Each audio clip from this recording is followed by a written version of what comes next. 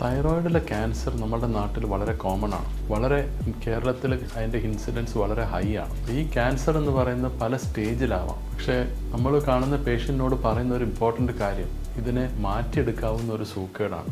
നമ്മുടെ ദേഹത്ത് ഒരു ക്യാൻസർ എന്ന് വന്നു കഴിഞ്ഞാൽ ഉറപ്പായിട്ടും ട്രീറ്റ് ചെയ്ത് അതിനെ മാറ്റാം എന്ന് പറയുന്ന ഈ ഒരു സൂക്കേട് മാത്രമേ നമുക്ക് ഉറപ്പിച്ച് പറയാൻ പറ്റുമോ.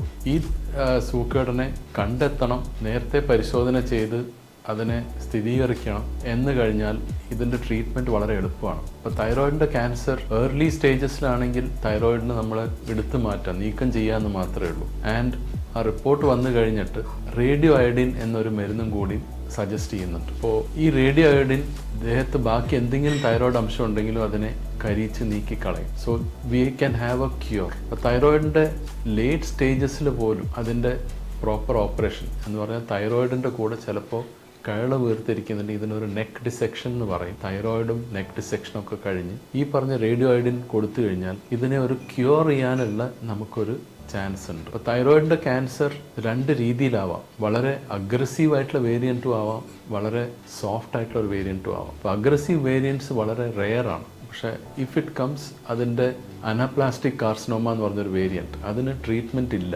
എത്ര ചെയ്തു കഴിഞ്ഞാലും ബുദ്ധിമുട്ടാണ്. പക്ഷെ വളരെ റെയർ ആണ്. ബാക്കിയുള്ള എല്ലാ വേരിയൻസിനും നമുക്കൊരു ക്യൂർ ചെയ്യാൻ പോലും പറ്റും. ബട്ട് ഇതിനെയൊക്കെ നേരത്തെ കണ്ടു കഴിഞ്ഞാൽ കുറേയും കൂടി എളുപ്പമായിട്ട് നമുക്ക് ചെയ്യാൻ പറ്റും എന്നുള്ളതാണ് ഇതിൻ്റെ വിവരം.